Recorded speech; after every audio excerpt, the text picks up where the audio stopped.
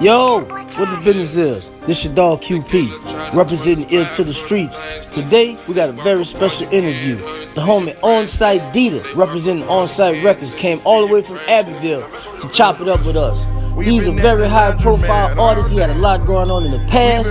He's on his way up right now, and we gonna find out what he got coming in the near future. I need everybody to join the Kid QP, and let's put our ear to the streets. Like how I'm living, well, fuck you. OnSight Deeda, bitch, I'm against for real though. It ain't on me, it's in me. Yeah! You red on the track and he running this bitch. What the business is? Once again, this your dog QP, representing Ill to the Streets. Today, we got a very special guest, the homie OnSight Deeda, representing Abbeville, Louisiana. Now, I'm gonna let y'all know a little something. I brought Deeda out here to the sneaker house in Baton Rouge so we could chop it up, get familiar with him, because he had a lot going on just a few years ago. And today, we're gonna talk about all that. We're gonna talk about the past, the present, and what's in the future for OnSight Deeda. First off, my dog, bro, I want to thank you for coming through, chopping it up with me, you know. And man, to start from the beginning, you know, you from Abbeville, Louisiana, correct? All right, now let's talk about growing up as a kid. What is it like living in Abbeville? I mean, for me it was fun. I mean, that's my type of environment. So everything crazy out there, you know. I was growing up in Baton Rouge, right? Well, you know, I'm originally from Generette, so you know I'm pretty familiar with how it go down on that side of the map.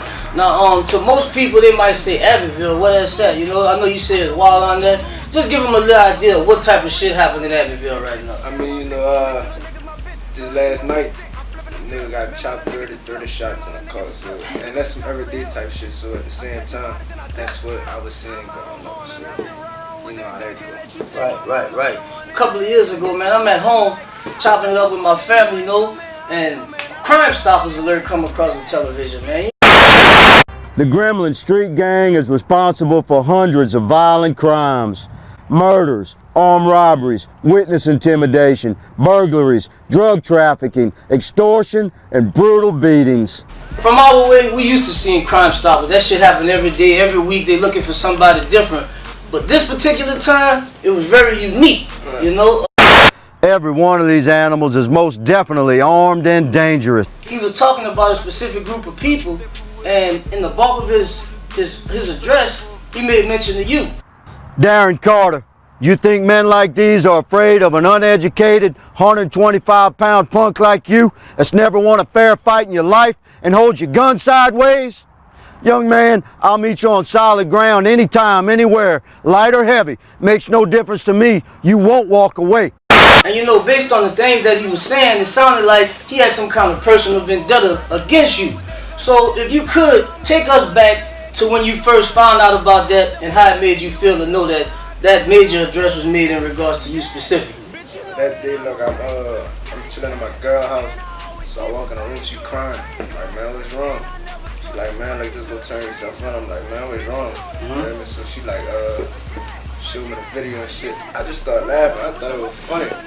It's still funny, but I mean, I don't know why he felt like that against me. I ain't never done nobody nothing like that. I don't even know, dude. Yeah, you know, and it's like it was crazy because he got all specific about your weight and talking about, you know, heathens and all kind of stuff. It really sounded like he had a lot of animosity built up towards you. Look at you. Men like us, son, we do dumbbell presses with weights bigger than you. I probably dated this daughter in high school or something. I don't know, for the record I weigh 140. Right. You hear me? Yeah, like that. But man, I don't know.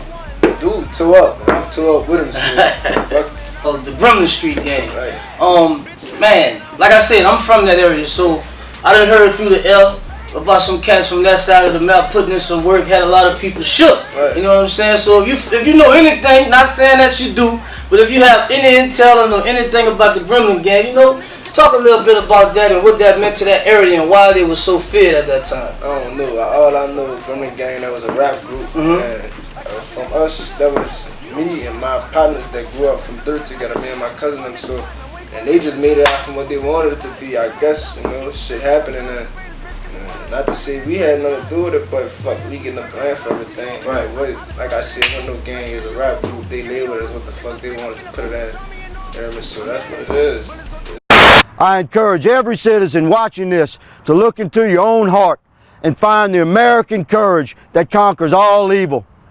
I implore you to listen to this message and stand up. Take back your streets. Take back your country. Come forward with information about these heathens that have terrorized your community.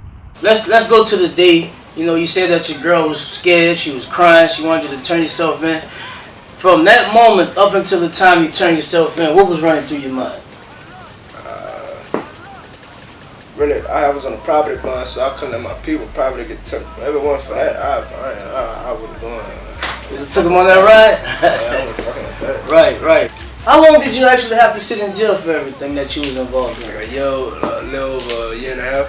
A year and a half? Yeah, a little All right. Now, most people might say, oh man, that's not that long, but let's just explain the significance. Tell them what you was looking at compared to how long you served.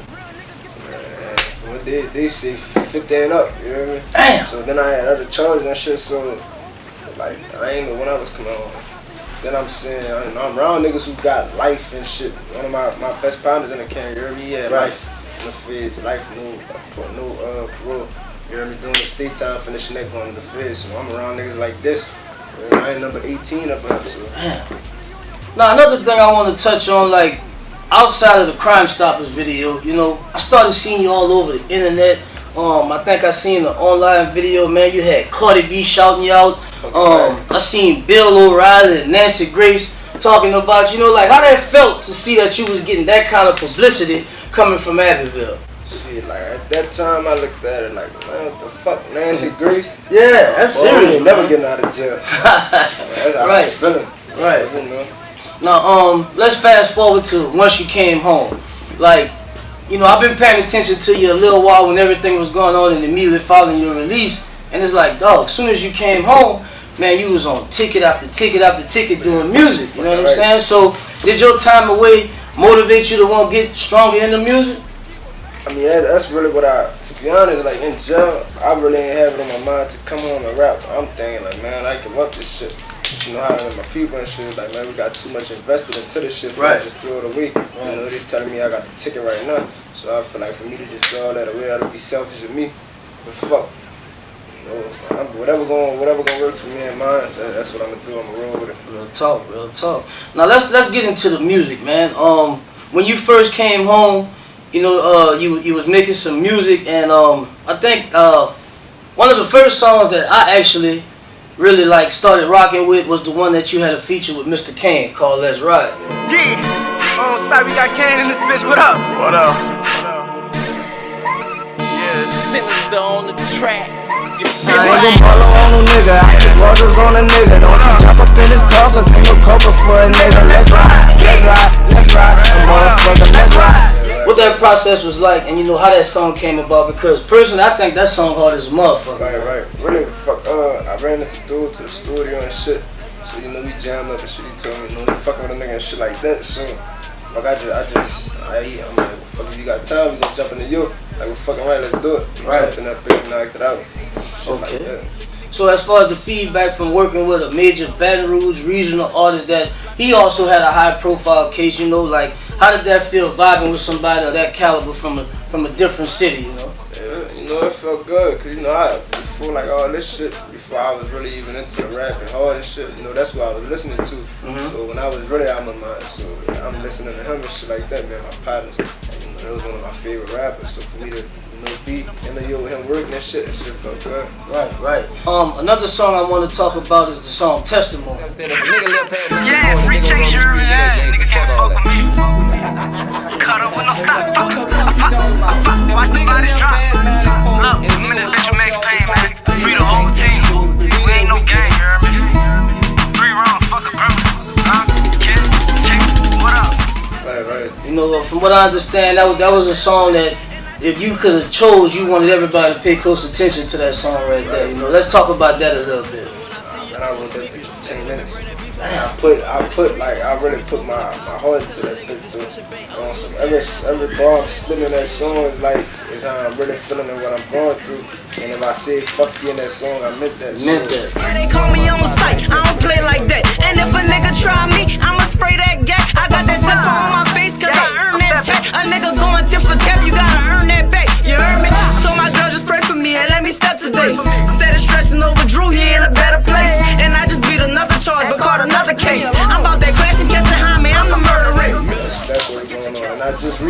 song yesterday. We about to shoot the video and shit for that. Probably in the next couple of months. So, you know.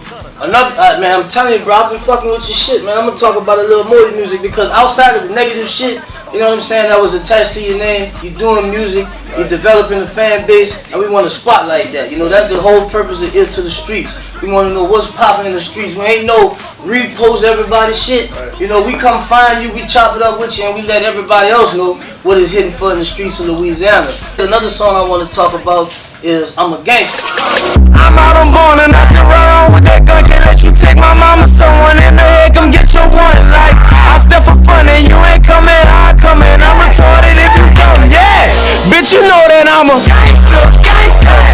And I always keep a banger, banger. And I never trust a stranger, stranger. Bitch, you know that I'm a You know, like, I recently heard that one, and you know, from the music that I heard before up until now, it seemed like you're a lot more comfortable with your bars, with your delivery. Right. Like, how it felt making a track like that? Man, that bitch, I don't, like, yesterday in the studio, my cousin just told me, bitch, you become a real rapper. So I know I done got nice with this shit, but man, you real in the studio and shit, you playing a beat for me. You like, man, look, you gave it a concept to run with. And I'm like, man, boy, that's right up my alley. Yeah. Man, I'm a gangster for real. Right. You ask anybody that, but fuck, I just took that bitch and I flashed out on that bitch. I just ran with it. It's gonna be on my new album coming out. OnSight Deeda. That bitch ain't dropped yet. Okay. You got a release date on it, Jet? I still ain't got one. Oh, alright.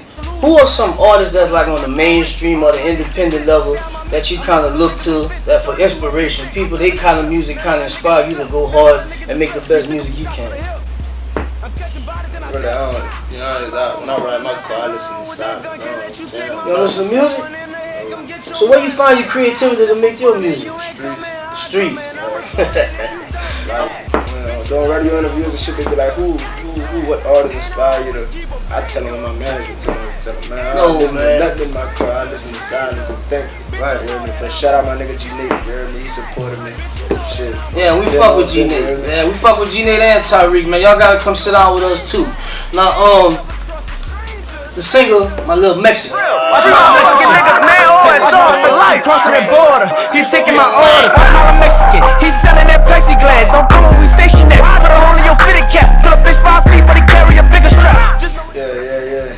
Let's talk about that a little bit, you know, because you know, we have a lot of artists out here that make music and say a lot of street shit, but they ain't from the streets. Right. You know what I'm saying? Like, most artists, or some artists, I'm not gonna say most, but some artists might be saying the plug, my Mexican, my Migo, and they ain't got no motherfucking Mexican partner. But for some strange reason, I believe you know a little Mexican. Right. You know what I'm saying? Now, I'm definitely feeling the beat on that song. I like the lyrics.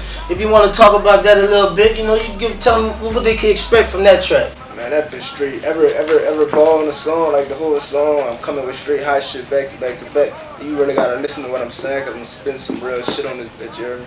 But the song, I wrote the song in jail, and I forgot about the bitch time. I'm in the studio with my people and shit. That's real, you keeping it thorough, But Deeda, man, I'm gonna be honest with you, bro. I definitely appreciate you taking time, coming out here, chop it up with me at the sneaker house. Anytime anybody on your team needs something, come through. You know, if there's anything you want to say to your family, friends, or fans that's supporting you, that's riding with you, man, you got the time to let them know what it's hitting for. I want to let y'all know all my family and friends that stuck by me while I was in the can, and the fans who did right while I'm in there, you hear me? I appreciate y'all to the fullest. Like, you know, I can't show y'all. There ain't no limit to what I do for y'all, you hear me? My fans who been rocking with me, I appreciate y'all. Fuck, you know, all my brothers still in the can, you hear me? Fuck, you know, it's gonna be greater later, man. That's what it is, man. Oh, it's all for life. Man, Deeda, once again, bro, thank you for coming through. Ill to the Streets has been great. Want y'all to stay tuned. And if you want to know what's popping in the streets, make sure you keep your ear to the streets. Bitch, you know that I'm a gangster. And I always keep a banger. And I never trust a stranger. Bitch, you know that I'm a